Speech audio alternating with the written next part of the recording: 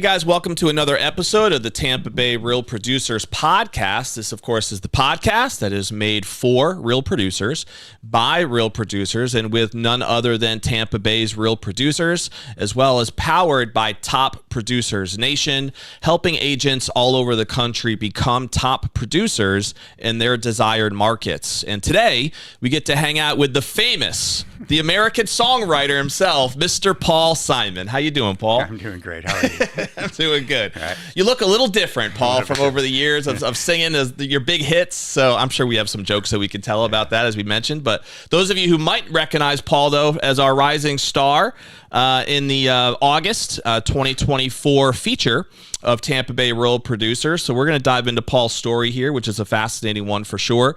But Paul, it's good to have you in the studio, man. Thank you. It's great to be here this morning. So. Yeah, no doubt. I'm excited about it. So why don't we start a little bit with just kind of your background and how you made your way eventually to Florida, what type of business opportunities you were involved with, and eventually how you got interested in real estate. We'll start there. We can do that. But let's go back to Paul Simon for a second. Okay. Because my favorite response to that has been to pretend I don't know who Paul Simon is. And I've done this for a long time. Yes. I've got a great poker face. I'm sure you hear it a lot, right? Oh, yeah, I hear it a lot. Where's Garfunkel? So I'll pretend I don't know who he is. Mm-hmm. And you'll be convinced that if you sing a song, I'll know who he is. So I go through this routine, and I just do it to kind of make you look stupid. Right. Because you tease me. So I've done this for years. So back in like the late 80s, worked for the waste company and a big contracting company. And one of the VPs was a guy to Chicago. Okay. And back in the 50s, he was a boxer. His claim to fame was that he knocked down Sugar Ray Robinson. Sure. But he was actually a boxer for the mob. Okay. So in the late 80s, his friends from Chicago would come down, and we were all drinking Whiskey Joes, and he would introduce everybody. And there was this guy, his name was Big Ed. Big Head. Big Ed. Okay. So Big Ed was 5 feet tall, 5 feet wide, 300 pounds of muscle. I mean, he didn't have a neck, it was just muscle. Right. And his arms were as big as your thighs. Popeye. And he could bend a dime in his teeth. Wow. Literally. I mean, think of the strength you have in your fingers to do that. So, Yeah. So I'm going real hard on not knowing who Paul Simon is, and it's just to make you look silly, right? Right. So then I let him off, and then I'm thinking, I just made the guy who bends dimes in his teeth and probably kills people for the mob look stupid in front of his friends, right? And I'm thinking, I should run. Second thoughts and on he that grabs one. me, and he grabs me, he squeezes me, and he shakes me like a little rag doll. Yeah. And I think it's not going to go well today. And he puts me down. He's like, "Oh, that was pretty funny." You really got me on that one. Right? I'm not going to do that for people who kill for the mob anymore. So. But I still do. Yeah, you got to know your audience, Paul. You must know your audience on that one. So happily I survived that episode. So that's awesome. So I'm sure you hear a lot about the Paul Simon jokes, though, Yeah, for sure. It probably gets old pretty quickly. You'd be amazed, though. Even the young guys know who Paul Simon is, Oh, yeah. And I can tell your age by the song that you sing. Right. Or your parents' age. If you're a young guy, I know what your parents were listening to. Right, so. right. So where did you grow up, Paul? Was it in New York? Yeah, I grew up in Niagara Falls. Okay. Came down to Tampa in '86, selling coffee, vending, things like that. Yeah. What drew you to Tampa? The company that I worked for in Niagara Falls was down here. So okay. They were actually the big contracting company, and they were in the waste business, and then they sold, and then they waited their 5 years and went back in. So as they transitioned into waste, I did the same thing. So, okay. And you just kind of followed them down here to Tampa, and they built it up. Yep. Exactly. All right. Young guy, so. It's funny. So some people hear the waste management business, and they automatically think about being a made man or a connected or whatever. That a lot too, yeah. I'm sure. And I can assure you 100% I'm legit, And I'm not asking, Paul. Yeah, no, 100%. I swear about it. But if you ever met my friend Dominic, you would swear that I wasn't 100% legit. And he's 100% legit. Well, let me say that properly. He is 100% legit now. There you go. There you go. Out of Brooklyn. So well, I'm sure that's though, for sure then, because you've been in that industry for many years now. Yes, and so I'm sure you have many stories or at least fascinating connections, right? Yeah, experiences where you'd be able to see the different sides of these transactions, I would imagine, right? Yeah, and it's a pretty clean business these days. I'm sure. Yeah, no doubt. But we have the reputation. There was a big meeting a couple of decades ago in Clearwater where they drew all the haulers in. They were having issues. And the guy introduces himself and says, I'm sure you all know each other. And we all look around the room like, we don't know anybody in this room. If there's this many waste haulers in one room, it's usually a federal indictment going down. So we avoid each other, so. But it's all fun. So did you end up opening up your own business in that industry at one point? So I worked for that company for a while, left, did some sales, and then I opened up my own company Okay. in 2001. So Okay, cool. Yeah. In the same industry, right? Same industry, yeah. Okay, and you still have that today, correct? Yeah, I've sold it, went back in, sold it again, and now Okay. I'm simply just managing for the person I sold it to. So Okay. the business is up and down. It's mostly construction waste with home builders and commercial builders. Yep. So that it's a very, what's the word I'm looking for? I wouldn't say turbulent, but you're living with the economy. Yeah. So as it rises, you're doing great. When it could be pretty volatile, yeah, huh? especially during the crash, things to that effect. That makes So, sense. You know, And so was real estate always an interest for you, or did Yeah. that come at some point, or did you kind of always know you wanted to get a license, or how did that happen? well, I've been in that business for a long time, so I've seen a lot of real estate develop. You know Yeah. what I'm saying? So even up in Newport Richey, that area, it's gone from pastures to, housing development, St. Pete, Tampa. So I've always had an interest in it, and I've always been a curious George. So Yeah. if I have a dumpster on a site, it's like a free pass to trespass. Yeah. So if it's an interesting job, I'll walk it through, look at the building. My wife will call, like, where are you? And 2 hours later, I'm still looking, framing on a house that I thought was interesting. So, so I've always had an interest in the construction world and the real estate development. So, and then it just seemed like a natural transition. We were buying and selling. We moved to downtown St. Pete in 14, and we did a remodel, and we bought in a new building. Okay. And we sold both of those, bought in the next building. So we've rented and bought and sold in St. Pete for So the you've had a last 10 little bit of years. like a flipping experience Yeah, as well. kind of like that. Yeah. Exactly. Makes sense. Not as a true flipper where I'm Right. but Because it sounds like you were living in the properties. we were living. Yeah. Yeah. Yeah. So it reduces the risk when you're living there. Yeah, totally. So, but it's worked out very well. St. Pete is just, Yeah, we were taken talking off off, camera. yeah. The valuation boosts in St. Pete over the Yeah. years have been pretty impressive. yeah, especially in the downtown market. Oh, yeah. It's been crazy. So It doesn't seem like it's slowing down anytime soon. sure. So, people got friends. I've got some really great friends, and they're just like, I'm going to do this, I'm going to do that. I like that spot. I don't like that spot. And then I realized I'm just passing along commissions. Yeah. I mean, we did $4 million in our own flips, Mm-hmm. and I passed along another 6. And I'm thinking, well, that's Maybe a I lot should of capture cash. some of Maybe that. Maybe I should get a license. Yeah. So I sat down, got a license. And that was just a few years ago, right? Yeah, just Yeah. So Paul just got licensed, little over 2 years ago, I think you said, right? yeah, just over 2. And as you could tell with the feature that we just did on him, has been a rising star in this market since getting licensed. And so obviously a lot, I would imagine, of your success early on is due to the network and the connections you've had through your business, Yes, right, over the exactly. years. Yeah. Let's Friends. talk a little bit about that. So has that been the sole way that you've kind of, done real estate so far, is just organic connection, organic network, or have you done anything else intentionally to try to get lead flow? Or Well, I started working for one of the discount brokers, where there's no services. yeah, And then I moved to a brokerage that had an office on Beach Drive. So, yeah, you're with Coastal Properties, right? Today, Yeah. Coastal Before Properties that, Group. Coldwell Banker had an office on Sure. the beach as well. Sure. So started with Coldwell. They had an office there.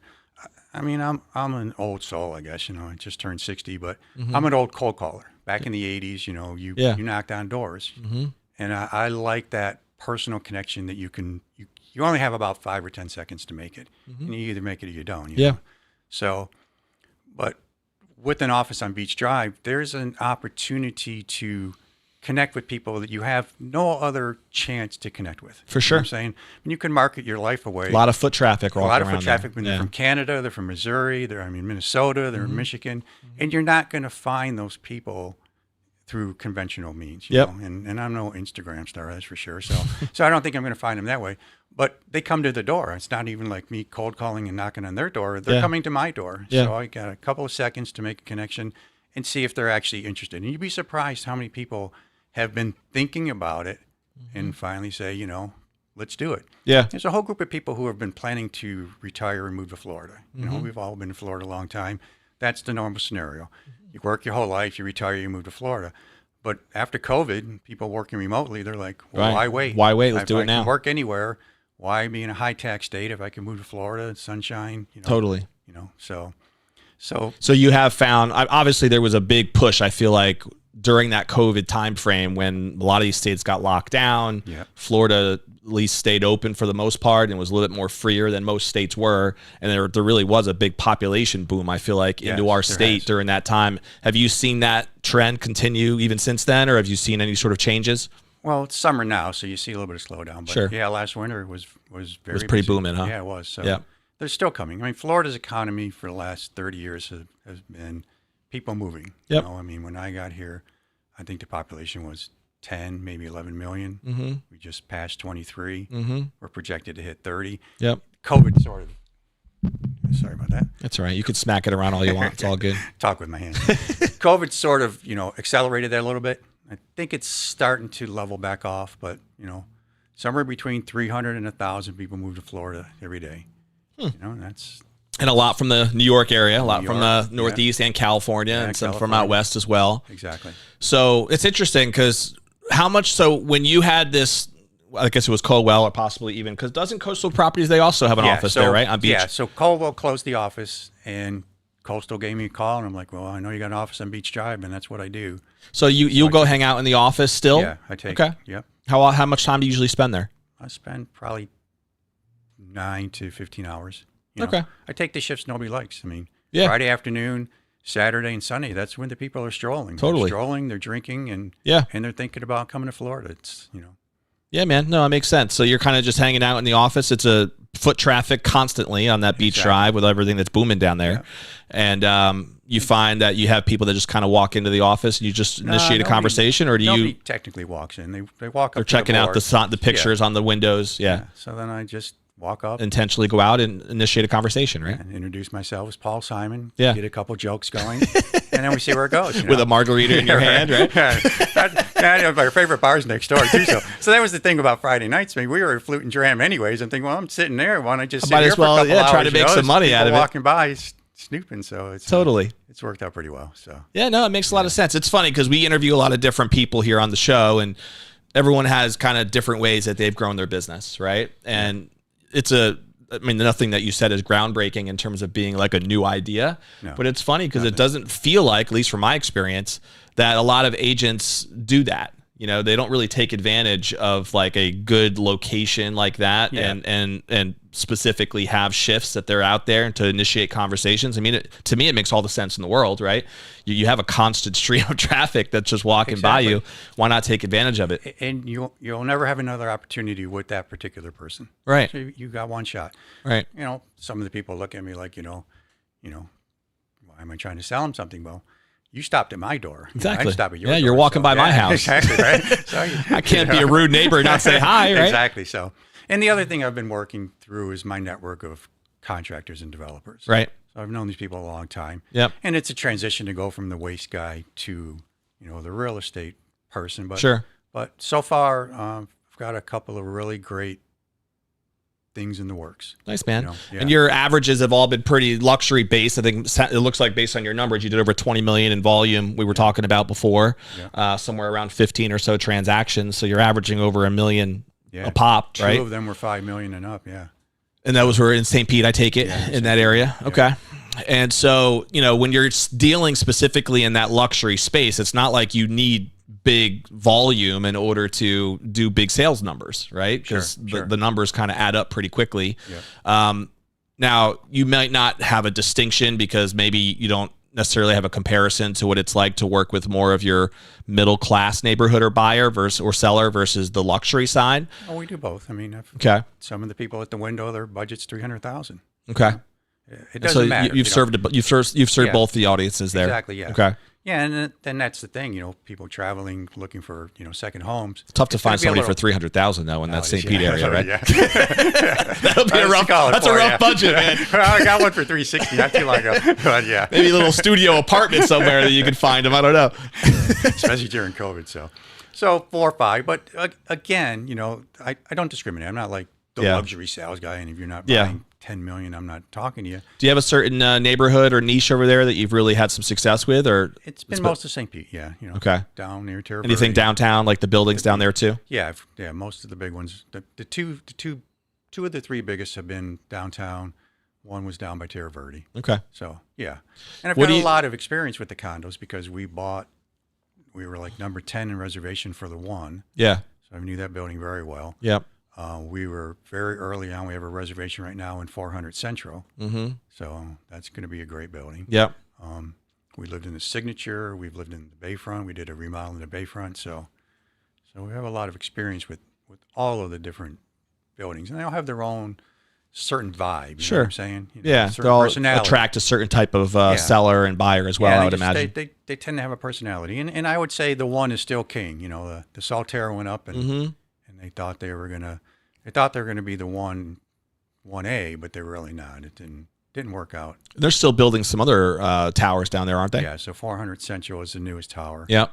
And then there's Coulter's doing another one, the Art House. Okay. So of the two that are going right now, I prefer 400. So do you guys live in St. Pete as well? yeah, we live in St. Pete. Yeah, okay. Exactly. All right. So, I mean, are you like walking distance to that beach Yes. drive area? Yes. So Exactly. I was telling you off camera, it's a really cool spot to just kind of go walk down and have some lunch at and take a tour and take a thing by the pier. And so there's a lot going on in that area There for is, sure. and we got rid of a car. I mean, we hardly ever drive living downtown. So Nice. one car, it's very walkable. Yeah. It's a great community. Do you enjoy what you're doing now on the real estate side more so than the years you had in your construction industry or your hauling industry, or is it just different? It's very different. Yeah. But I like this. I mean, I like to do a deal. I don't care if it's, Yeah. 10 million or $5. I mean, Sure. It used to drive my wife crazy in garage sales when we lived down in the suburbs. The 3 CDs for $5. They offer 2. I'm like 4, and we settled at 3. Yeah. She's like,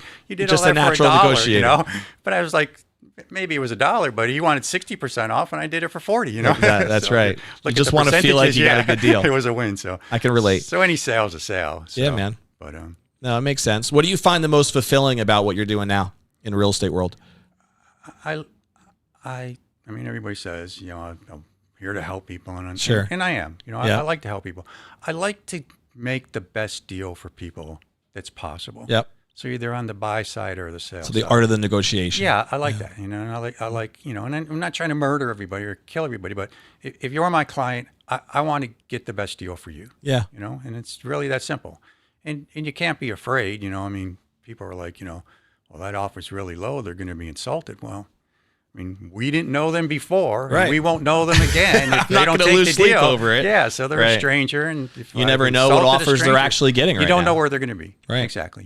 And then when you're on the seller side, they give you that low ball offer, and you just give them a ridiculous counter. So, Yeah. Okay. So where's the middle? Right. You're offering me 15% off, and I'm coming back at a 0.5% off. You know, are we going to settle at 5? So. Yeah, it makes sense. With your background too, Paul, do you do anything in the real estate world in the commercial space, or has it all just been residential for now? It's mostly residential. I've Okay. got a couple of deals going where there's some land that we're You trying might to develop? sell. Yeah. Okay. Well, it was actually a piece of land that I owned that I sold in the deal, Okay. and we were developing it, and now we're going to try to flip it. So it's gone way up in value. So Just flip the land. There's nothing on it right now. nothing on it. Yeah. Got raw it. Land. So Yeah, I mean, in that area, I would think land is hard to come by. actually, this is up by the airport. So Gotcha. deal. So, Okay. yeah. Yeah, I was about to say. yeah. So So that area. Yeah. The So land is still hard to come by in all of Pinellas County for the most part. Oh, Pinellas County stuff. So Mm-hmm. yeah, there's just nothing.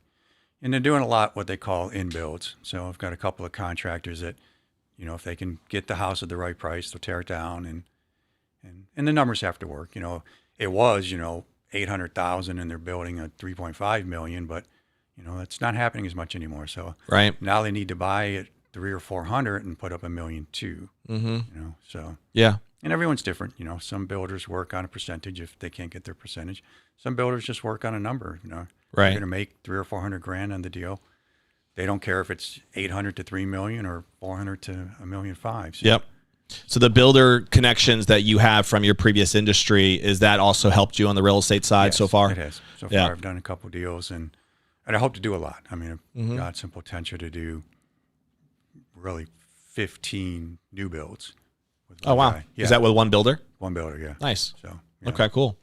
Because it seems like I remember when I was even doing the Snell Isle thing, there's a lot of different builders that kind of hop into that market, Sure. and maybe just do a house or two, but you do see a lot of that custom home builds in that area. It's fairly common right now, it seems like. Yeah, and there's a couple of big ones. David Weekly is a customer we work for. They were and all I over don't the get place. any work from them because they have their own in-house real estate, but I can sort of follow where they're building, where Mm-hmm. they're tearing down is where, they see things that, I don't have to do the research because, Weekly's now in a neighborhood that I wouldn't expect them to be in. Right. Okay. Yeah. So what's going on in the neighborhood? What are the houses being torn down at? Yeah. Are You can learn a lot from just watching that trend, I would imagine. Exactly.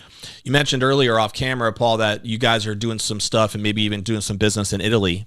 Yes. And so well, first off, like, have you always just loved going to Italy and visiting as a country? And I know you said your wife is Italian. Yeah, my wife's Italian. So, Yeah. so we visited it for the first time about 8-9 years ago. And it's, we travel and I guess you could say I'm a dreamer, but everywhere we go, it's like, well, this would be a great place to I live. know. I This feel would the be a great same way. place Every to time I live. visit, I'm thinking, would I want to get a place here? Yeah. But then you get home and you're like, well, it sort of wears away. You know Right. what I'm saying? Yeah. But Italy just didn't wear away. And Yeah. we had some really great friends in the wine business, and you really do have to know somebody over there, in my opinion, to facilitate the transaction. But we were just dreaming about it and thinking about it, and it was like a 3 to 5 year plan.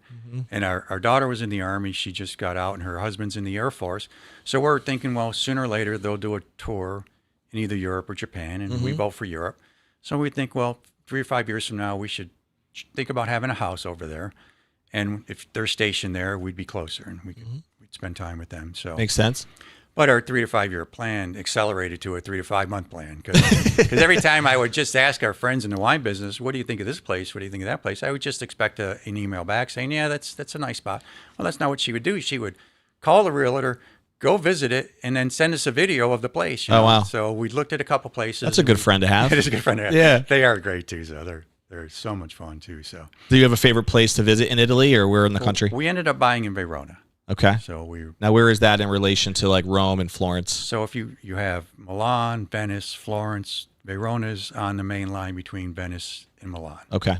So it has a good airport. North then. It's right North on the main Italy. track. Yeah, Yep. North Italy. Yep. It's in the area called Valpolicella. So Okay. if you've had the wines from the north, it's a very rich wine area. And that's where our friends were from. And we had other friends down in Tuscany near Siena. And we were very afraid too when we were mentioning to Claire from Tuscany that we were going to buy a place in Verona. We knew the first thing she'd say is, "Why you buy there? Why you not buy here?" Right? And exactly what she said, right?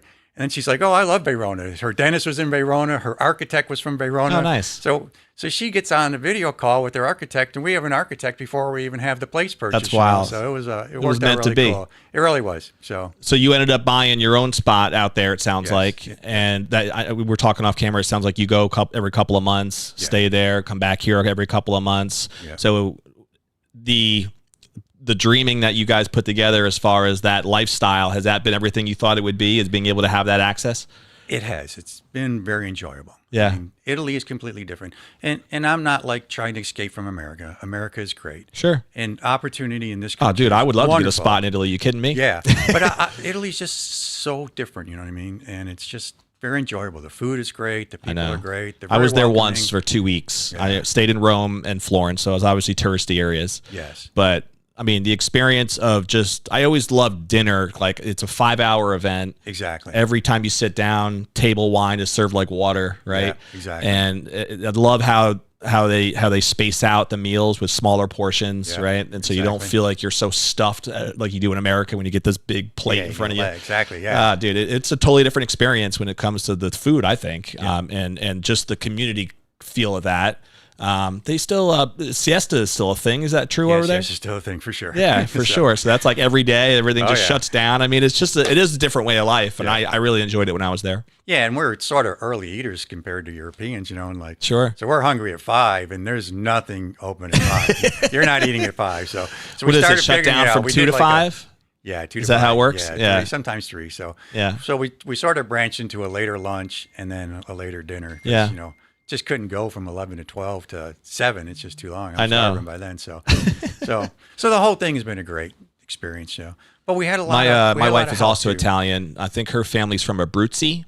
Okay, I don't know sure. if you know that. I think that's more south, Yeah, it's more south. Italy. Yeah. And she's never been there, actually. So it's part of our plan is to try to get over there and see if some of her family possibly, or just we have little kids at the house. So traveling to Italy with the size of our family with our little ones is a little bit tough. But eventually we'd like to exactly. make that happen for sure. And my wife's family was from Benevento, which is more to the south as well. Okay. Not too far from there. Yeah. And we visited the area, and her great grandparents came from there, but it was sort of a mystery because back then, immigrants didn't really tell their whole story. And supposedly it was from Benevito, which is a fairly large city, but it's actually like a county as well. And we figured out exactly what village he was from, went to the village. Nobody spoke any English at all. I mean, if you didn't even pronounce Prosecco properly, they didn't know what you were talking about. So we're at a bar. She's like, what do you want? It's just like Prosecco. And we sort of said like a per, P-E, rather than a pro, P-R-O. And she didn't have any idea. Do you have a car when you're over there? We do. We usually travel with a car, but living in Italy for the 3 months, you can't have a car. No. To get an Italian, to buy a car in Italy, you have to have an Italian license. Okay. You have to be able to speak Italian, and you have to have residency. How is your Italian? Pretty good now? Oh, it's terrible. Still working on it, huh? It's awful, yeah. Every once in a while, I'll pronounce a word very well when we walk in someplace, and they'll come back with 2 sentences. I'm like, I just had one word. The only word I always nail is grazie. That's the only one I get well. You did good. You did good, right? So. Sometimes I'll drop that at an American restaurant, and they actually think I know how to speak Italian, and they start talking like, no, just grazie. That's it. And we've navigated an entire purchase of a unit and all the way through building it out with a remodel. Yeah. And it's not, a lot of people do speak English, and especially in the service industries, right? And you end up going to the same place a lot, and they get to know you, and you start to pick up on words like everybody says buongiorno, or Sure. But there are other ways that the Italians are greeting each other, and we're starting to pick that up. Like, okay, there's a new word. What was that? What was that word? You just said something like salve. What's salve? It's like hello, instead of buongiorno. So we were picking all that up, and just like in America, we got multiple ways that we're introducing and saying hello and that kind of thing. Yeah, exactly. Yeah, exactly. So, and we tend to stay out of the tourist areas, anyways. So, what you mentioned earlier that you guys might open a business out there? Well, what we thought we could do is help others do what we did. Okay. So through our friends, they helped us find the location. Helped us settle on location, because settling on a location is a big task. Because if you travel Italy, everywhere is great, okay? And you're thinking little villa on a little hill in Tuscany overlooking the vineyards. Yeah. But you could be 30 or 40 kilometers away from milk and butter. So you have to think that through. Do you have a vehicle? How are you going to travel when you get there? How are you going to get to your home? Is it going to be a 2-hour from the airport? Is it going to be an 8-hour day once you land? So we thought all that through, and we're not country people here. We don't live in the country now. And we live in downtown, so we thought we should at least live somewhere in a metropolitan area. Rome's too big, too busy. Milan, the same thing, too big, too busy. Florence is great, beautiful, but very, very expensive and very touristy. So then you end up in the smaller, larger cities, Siena, Verona, Lucca, places like that. Yep. Well, we had friends near Siena, but her town was still another 40 minutes from there. And then we had the friends in Verona, which they only lived like 20 minutes from the city center. And once you see Verona, you love Verona. I mean, it's the city of Romeo and Juliet, but it has so much history to it. And it's in that whole time frame when right before Venice became wealthy and Florence became wealthy, Verona had this period of 100 years where it was almost the center of the north. And then it disappeared. But easy access, good trains, good buses, airport, and not too expensive. So that's how we settled. You were mentioning earlier, it's not like you would have an official real estate brokerage necessarily. No. That's not really the way they do things over there. Yeah. So with the help of them, they found us a lawyer, they found us an attorney, an architect. So all of those items, all of that aspect of purchasing, you need somebody. And there's a lot of big services in Italy that you can contact, and you'll just be a person in their system. And we just thought through social networking and just a couple of little, answers to questions on some pages on Facebook. Yeah. I've had people contact me saying, can you help me out? So I thought, well, there is a true business here to be made. And it doesn't, from what you said earlier, you don't, the people they need to know. You don't even have to technically be licensed, right, over there in order to help somebody buy real estate. Exactly. And then in order to, what about in order to get a commission and stuff, though? How does that work? So our brokerage is part of the LRE network, which is 500 brokerages across the world. Okay. So if I have a referral in Italy or anywhere in the world, I would refer to a network, a brokerage in the network. Okay. And they would simply pay a referral to my broker. So it's very simple, simple transaction. I'm not receiving money in a foreign country. You don't need a different license or I anything. don't need a different license. Yeah. I don't need to file taxes in that country. So Got it. So that makes it a little bit seamless. And there's a lot of people out in Italy who are selling their services that aren't even real estate brokers, or real estate agents. So yeah, the concierges, just making it happen. Exactly. Yeah. So, and I think we'll concentrate on Verona because real estate truly is local. Sure. No matter what you do.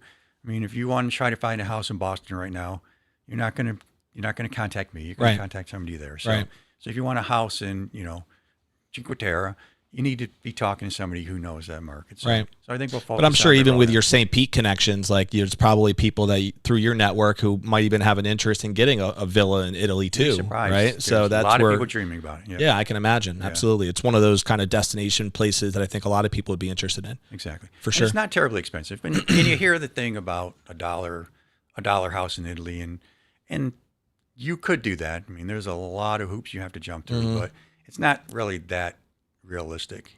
Because first of all, you have to be a resident to do it, Right. and you have to live there for like 10 years. So Did you say that you built your property out there? Or? no, we bought an apartment. The building is from like 1550, so it's been there for Been there a 5 while, centuries. huh? Yeah, it's Yeah, been wow. really cool. Had some aspects to it that we really loved. Some really cool beams and That's cool. really great little piazza. And then we just decided that the bathrooms were 1980 Italian. Yeah. So 1980 Italian is a toilet, a bidet, and a shower. Yeah. All in the same space. So, Very intimate. very intimate. Yeah. So you need an extra space for your toilet paper because it's going to get wet when you're in the shower. So Does your wife work in the real estate business with you at all? no, she's an accountant by trade. but Okay. She basically, It's good to have somebody good at numbers, though. Huh? yeah, she's a smart woman. So and people love her. I mean, Yeah. she is great. So That's cool. Well, a couple things here, rapid fire, just on the personal side, Paul, for Okay. people to get to know you maybe a little bit more. What are some of your favorite things that you guys just love to do other than traveling to Italy, and what keeps you busy when you're not just slinging real estate? traveling is one of the things. Yep. We do like to build places out. We like remodels. So that whole design phase and figuring out who to use.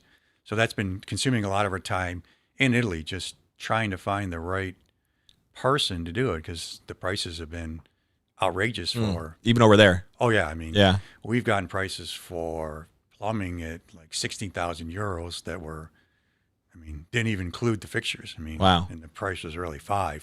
Now, including didn't they have like a whole economic breakdown out there? Was it during COVID or right before They had a rough COVID? time with COVID, but Yeah. they're. I don't. So they know didn't all have it like is. an economic collapse though out there. No, it's Okay. not a collapse. So Maybe I think I'm thinking about Greece because Greece had a I think you're right. their currency just fell off the map. I guess. yeah. The Italian dollar right now, or the euro to the dollar, is under $1.10 right now. So Okay. it's not too bad. When you're budgeting, you should. And they're figure on the euro there $1.20. in They're on Italy. the euro. Yeah. Right. So, other than that, spending time. Is it with the our lira daughter, spending their time- monetary as well? It was. They're now in the. So now it's they're in all the euro. It's all euro now. Okay. Exactly. Gotcha. The other thing we like to do is hang out with friends on Beach Drive. Yeah, man. There's a lot to do Have a there. cocktail or a glass of wine. So You said your favorite bar is the one next to the yeah, office. the Flute and Dram. Yeah. Yeah, I've been there before. I know what you're talking about. Yeah, Flute's a great spot. Do you have a favorite? Do you have a favorite book or author, or even a seminar possibly that you've ever gone to or listened to that you feel like has made an impact on you personally or professionally? We're readers of John Grisham all these years. So Okay. always like that. There's been some novels I've been reading from American writers, but of Italian stories. Yeah. So there was a series I just finished with that. Okay. Not too many seminars anymore. Back in the days we used to go to seminars a lot, but podcasts, In the hauling industry. well, even before that, in the coffee business. I gotcha. So, when you're young, you're trying to absorb as much as you can. Yeah. As far as sales. So it sounds go. like you've been an entrepreneur most of your life. Yeah, I've been in sales or managing people Yeah. pretty much my whole life. Gotcha. So it's really all I've done. Yep. So And no interest though in building like a real estate team. You think you like the model you have now with kind of just doing your thing? I don't know. You never know. It could change, huh? Italian thing takes off. Right. You never know. Might want to bring in an organization and scale that up a little bit, Maybe huh? We could. Yeah. So, How many employees did you have in the hauling business? in the hauling business, anywhere from 15 to 20 at its peak. Okay. Before the big crash. Yep. In the coffee business, when I was just a young kid, I had 15 salespeople working for me. Wow. It was the Employees Wild or West. subs or both? No, Employees? Sales reps, yeah. Yeah. So Yeah, They that's were a whole lot of other fun. that's a whole other podcast in and of yeah. itself. Is Yeah. figuring out that dynamic. There was a lot of dynamic. I'm sure. So. And I was just a young kid, but it just was one of those things where, That's cool. And in coffee, it was one of those personality sales. I mean, there wasn't anything technical to it. So everybody couldn't do it, but anybody could do it. And you never knew until you tried. Was it your own coffee shop? No, it was like, it was part of the bigger corporation's company. Okay. So Was it Starbucks? that was Starbucks. I always think we missed a great opportunity because they were a public entity. They took the construction company public and then the waste company public. Right. But at that time, probably 86, 87 maybe, Joffrey's Coffee was for sale. I haven't heard of it. Okay. And This was in New York? No, this was down in Tampa here. Okay. So it was a small brewer or a small roaster with like 3 or 4 retail shops. Mm-hmm. And if you just ask yourself, the late 80s, small roaster with a few retail shops, what would that ever become? Right, right. And we passed on it, but the guy. Yeah, look what Starbucks was able to scale, exactly. right? But Starting out there in same Seattle. Thing. That's all it was. He was a small roaster with a few retail stops. Right. Yeah. I don't even drink coffee that much, to be honest with you. But I've been to that original one out in Seattle. Oh, have It's you really? the Starbucks, and Very cool. to think that it went from that to what it is globally now, it is amazing. pretty crazy. It's It is an pretty interesting crazy. story. Yeah. Favorite TV show or movie?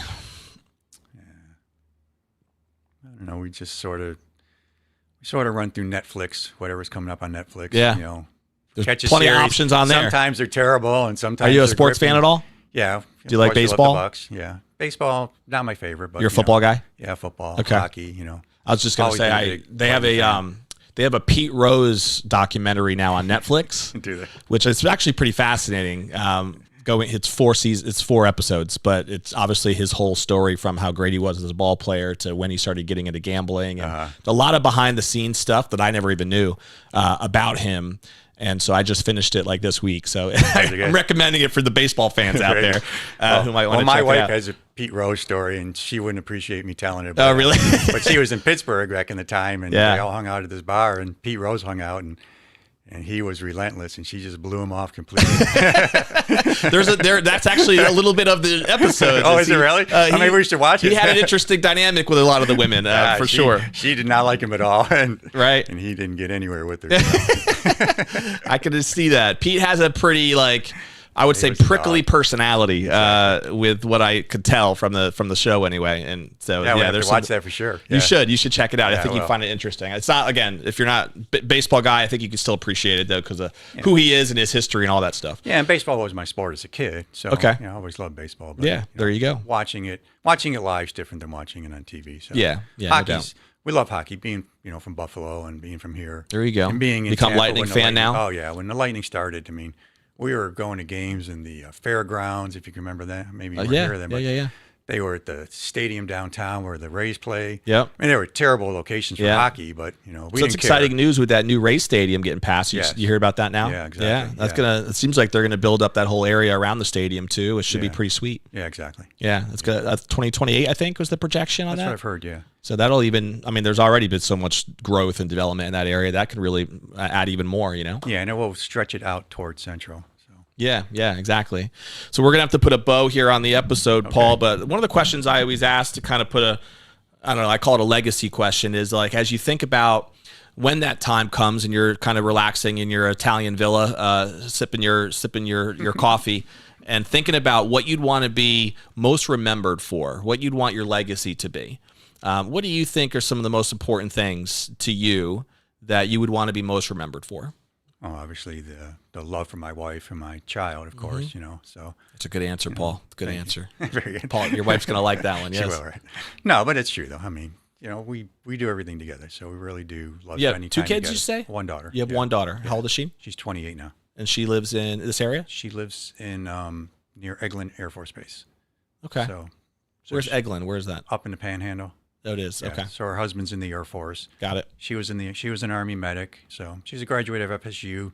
Nice. Did that. Then Seminole, she went in huh? the Army. Yeah, she's Seminole for sure. Yeah. So. We just took the family up there for 4th of July week. We were up in Panama City Beach. Yes, exactly. So it was a fun week. Yeah, that whole stretch of 30A. Yeah, it's a great place. Yeah, there's still some devastation from the hurricane that they had a couple of years ago when you take that ride. Yeah. But there's some really pretty areas up there too, for sure. So other than that, I don't think too much along those lines. I really think that what I'm doing right now, I could do for the next 10 to 15, 20 years. Sure. Why not? And honestly, it doesn't matter how much money you have, if you got 500,000 or 50 million.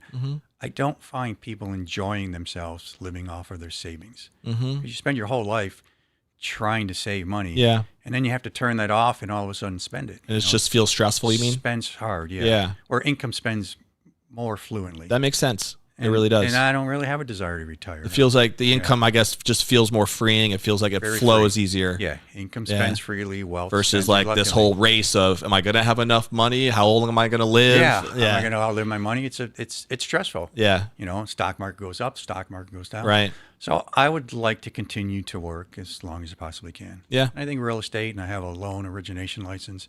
I think I could do those two things for a very long time. Why not? Exactly. Right. So that's my plan. That's my cool, goal. man. I admire that. I actually feel the same way. I don't really have any desire of retirement. You know, I just don't. It's not part of my DNA. Exactly. I don't think I'll ever really want to not do something, you know, in business and in work. Because I just love to create. I love to build various things. And I feel like that's always, as long as I'm alive, I'm going to want to do something, exactly. right? As long, So I can relate to that. And even with the Italian thing, it was sort of like, well, you need to do it while you can. You know, you wait too long. If your knees aren't good, if your hips are bad, Italy is not the place for you. A lot of walking. A lot of walking. A lot of hills. A lot of stairs. A lot of hills, you know.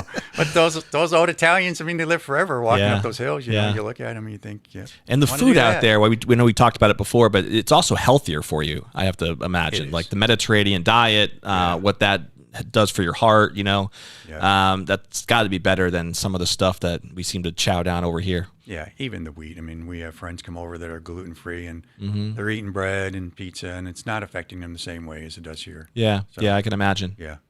Dude, it was a pleasure to have you on. I know we didn't fun. get a chance to ever really meet before this, so I'm glad that we had you on the show, and I hope that the everything went well with the feature and everything. So this is your gift, so you could bring that frame home with you. Wonderful. We'll wrap the episode up the way we always do, which is to a challenge to the audience. Before I do that, if there's anybody who wants to pick your brain, Paul, maybe about Italy or about anything, coastal properties, just learn a little bit more about your story, what's the best way for someone to contact you? They can get me at 727-919-1927, or I'm at paulsimonrealtor.com. There you go. Simple. We'll put that up on the description too, so that your contact stuff is easy there. Excellent. But we always challenge our audience when they watch these episodes, whether you're watching live through our platforms or you're listening on any of the podcast platforms out there. And as a side note, if you don't already subscribe, just click the button so that way you are notified every time a new episode drops, which is every week. So go ahead and subscribe to it so that you'll be notified. But what's one action step that you can take from our conversation today with Paul that'll help propel your business or just your personal life forward in a positive direction?